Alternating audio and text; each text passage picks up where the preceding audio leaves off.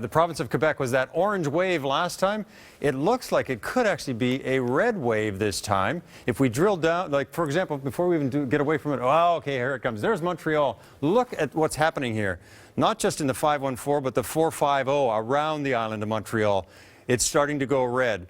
One of the ridings we want to show you right now in Montreal, it is Honoré Mercier, that is Pablo Rodriguez. Used to be in cabinet for the Liberals. He was also the organizer for the Liberals, main organizer for them in Quebec. So far tonight, he's done a pretty good job. But look at this next one as well we want to show you.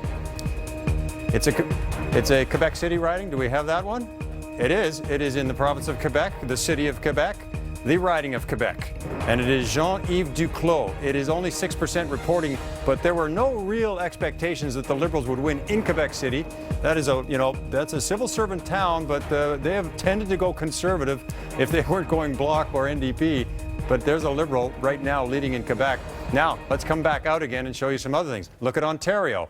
If we drill down a little bit more on Ontario, you can see it's a lot of the rural ridings. If the Conservatives are getting that number at 92, it's because of a lot of these ridings through southern Ontario, over to the Niagara Peninsula, up towards the Bruce Peninsula, and then across central Ontario, across to eastern Ontario. Most of this is rural farmland, and that is, really good, hardcore conservative support there. But if you get now diving down into Toronto, look at the GTA around the outside of Toronto, as well as Toronto itself, that is a lot of red, not as much blue. If you'd looked at this in 2011, lots of blue over around the outside of Toronto, lots of orange at the time across the lakeshore of Toronto.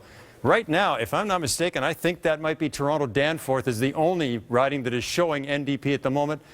I can't say for sure, but the fact of the matter is the Liberals are running up a lot of ridings right now. We've got a couple of boards to show you just to indicate in Ajax, that's just on the outskirts of Toronto.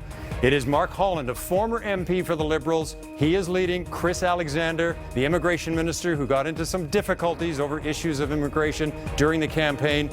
This wouldn't be a total surprise now because the Liberals were expected to come back in this area. But you get down to a community like Cambridge down in southwestern Ontario.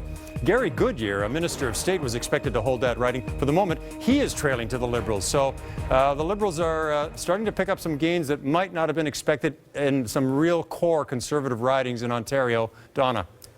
All right. Quite extreme.